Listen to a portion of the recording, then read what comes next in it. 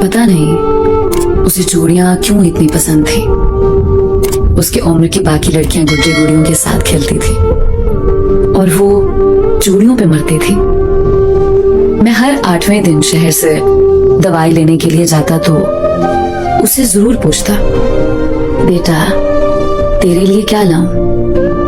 वो अपनी काली जिंदगी से खाली आंखें उठाकर कहती, अब्बू चूड़ियां जरूर लाना, नहीं तो दवाई भी नहीं खाऊंगी।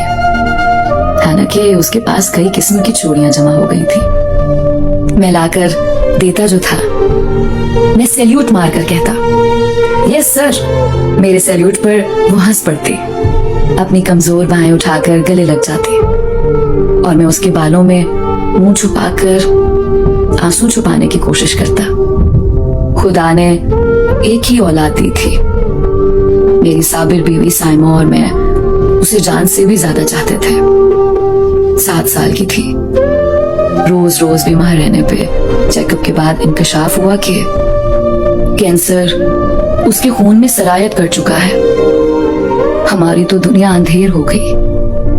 डॉक्टर नाउम्मीद थे मगर हम बदस्तूर इलाज कराते रहे। जमीन बेच दी, साइमा का जेवर बिक गया, घर गिरवी हुआ, कर्ज चढ़ गया, तंगदस्ती ने डेरे डाल दिया। वो दिन ब दिन मौत के मुंह में जा रही थी। आखिरी दिनों में मैंने उसे चूड़ियां लाकर दी। रंग बिरंगी चूड़ियां देख के वो बहुत खुश हुई। उसके जर्द चेहरे को देखकर मेरे हल्क में आंसुओं का फंदा लग गया। मुंह से सिसकी निकली। साइमा मुंह छुपाकर रोने लगी। उसने उदास नजरों से मां को देखा, फिर मुझे देखा। कुछ देर सर झुकाकर चूड़ियों को देखती रही। आहिस्तगी से चूड़ियां उठाकर मेरी गोद में डाल दी और हौले से बोली, अबू रोता काहे को है? मैं चूड़ियां नहीं मांगती, दुकान वाले को वापस दे दे। वो मासूम छोटी उम्र में ही हमारी मुफलिसी और तंगदस्ती को महसूस करने लगी थी। वो समझी शायद अब्बू के पास पैसे नहीं और चूड़ियां खरीद के रो रहा है। मैंने लपक कर उसे गले लगाया और धाड़े मार के रोने लगा।